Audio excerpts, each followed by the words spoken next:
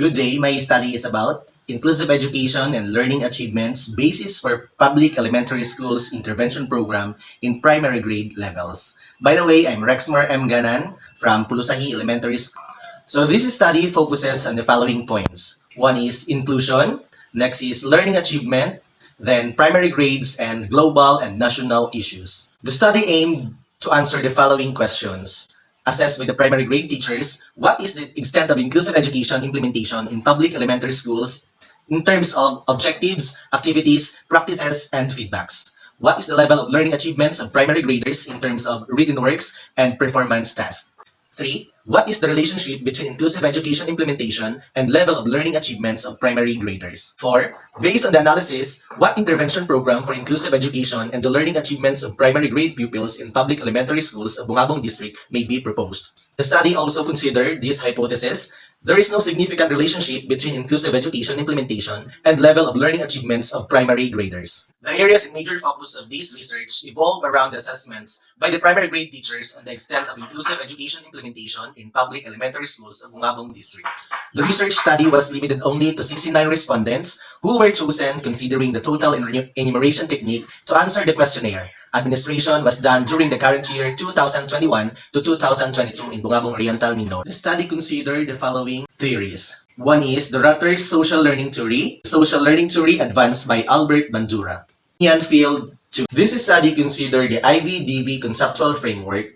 Under the independent variable is the inclusive education implementation in public elementary schools in terms of objectives, practices, activities, and feedbacks.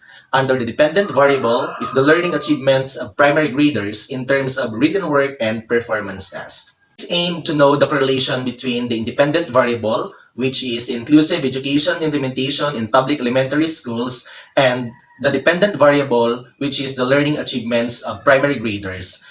This is shown by a single head arrow. Based from the result, a proposed intervention program will be for the related literatures, Inclusive Education Implementation Guidelines 2012.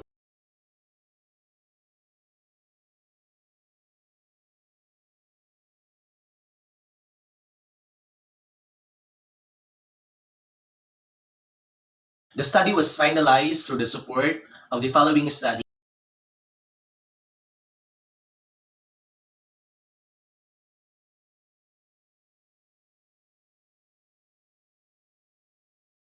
For the research methodology, first for research design, descriptive correlational research design and use as a survey as its method.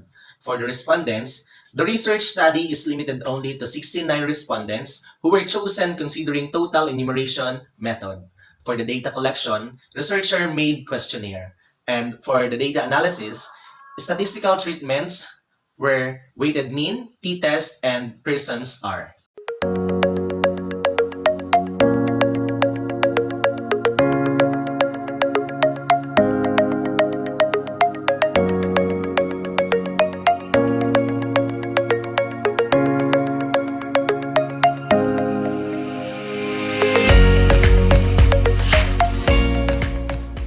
Summary of findings, conclusions, and recommendations. 1. Extent of inclusive education implementation in terms of objectives, practices, activities, and feedbacks. 2. The level of learning achievements of primary graders.